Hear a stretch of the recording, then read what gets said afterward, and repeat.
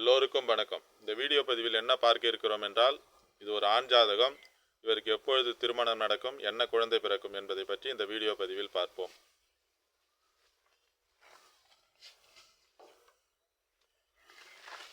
இவர் ஒரு ஆண் ஜாதகர். 25/7/1993 ஆண்டு பிறந்துள்ளார். இவர் 1:40 மதியத்தில் பிறந்துள்ளார். இவர் கடலூரில் பிறந்தால் இவருடைய நட்சத்திரம் சித்திரை நட்சத்திரம் 2ஆம் பாதமாகும். இவருடைய லக்கணம் துலாம் லக்கணம். 2இல் ராகு, 5இல் சனி, 8இல் கேது சுக்கிரன், 9இல் புதன், 10இல் சூரியன், 11இல் செவ்வாய், 12இல் குரு சந்திரன்.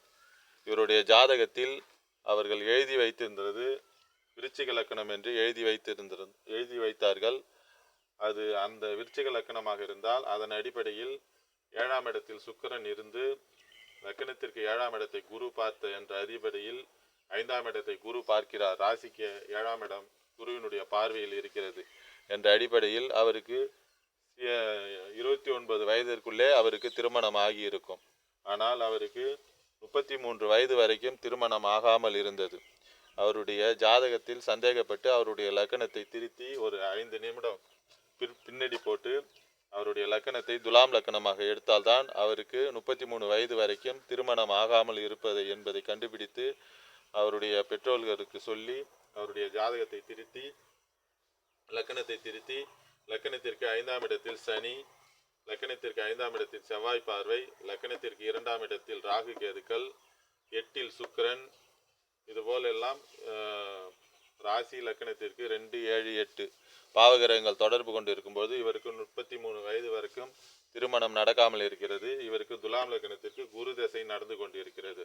அதனால் இவருக்கு திருமணத்தை தாமதப்படுத்தி 33 வயது வரைக்கும் இவருக்கு திருமணம் நடக்காமல் இவருக்கு இருக்கிறது என்பதை பற்றி இந்த வீடியோவில் பார்ப்போம்.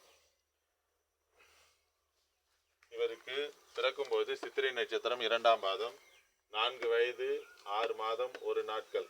அடுத்தது 18 ஆண்டு காலம் ராகு தசை.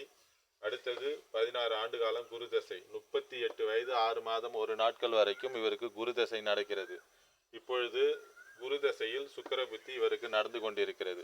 குரு தசை சுக்கிர புத்தி, லக்னாதிபதி புத்தி, 8ஆம் அதிபதி புத்தி 2ஆம் இடத்தை தொடர்பு கொண்டுள்ளதால் சுக்கிரன் காமகாரகன் திருமணத்தை தரக்கூடிய அமைப்பில் உள்ளதால் இவருக்கு குரு தசை சுக்கிர புத்தி. அந்த சுக்கிரனையும் குரு பார்க்கிறார் என்ற அடிப்படையில் சுபத்துவமாக இருக்கின்ற அடிப்படையில் குரு தசை சுக்கிர புத்தி இவருக்கு திருமணத்தை கொடுத்திருக்கிறது. அடுத்தது 1, 2, 3, 4, 5ஆம் இடத்தை சனி செவ்வாய் இருவரும் பார்த்திருப்பதாலும் குரு 12இல் மறைந்திருப்பதாலும் இவருக்கு திருமணம் புத்திரபாகிய அமைப்பு தாமதமாக இருப்பதால் இவருக்கு திருமணம் லேட்டாக நடக்கிறது. இவருக்கு எப்பொழுது குழந்தை பிறக்கும் என்றால், இப்பொழுது குரு தசை சுக்கிர புத்தி 8/8/2026 வரைக்கும் முடிந்துவிட்டது. அடுத்தது சூரிய புத்தி. சூரியன் 10ஆம் இடத்தில் தான் இருக்கிறார். சூரியன் 5ஆம் இடத்தோடு எந்த விதமாக தொடர்பு கொள்ளவில்லை. அதனால் சூரிய புத்தியில் இவருக்கு குழந்தை பிறக்காது. சந்திர புத்தியில் தான் இவருக்கு குழந்தையை கொடுக்கும். குருவோடு சேர்ந்த சந்திரன் குழந்தையை கொடுப்பார். அதனால் குரு தசை சந்திர புத்தியில் இவருக்கு 5ஆம் இடத்தில் சனி செவ்வாய் இருவரினுடைய தொடர்பு இருப்பதால் இவருக்கு முதல் குழந்தை பெண் குழந்தை பிறக்கும் என்ற அடிப்படையில் இந்த ஜாதகருக்கு சொல்லி அனுப்பியிருக்கிறேன். திருமணம் இப்பொழுது குரு தசை சுக்கிர புத்தியில் நடக்கும். இதுபோல் ஒருவருடைய ஜாதகத்தில் திருமணம் எப்போது நடக்கும், என்ன குழந்தை பிறக்கும், அவர் 8-12 சுபத்துவ விதிப்படி அவர் வெளிநாட்டுக்கும் சென்று வந்திருக்கிறார். 12ஆம் இடத்தில் குரு சந்திரன் இருந்து வெளிநாட்டுக்கு அனுப்பி வெளிநாட்டுக்கும் சென்று வந்திருக்கிறார் 8-12 சுபத்துவ விதிப்படி.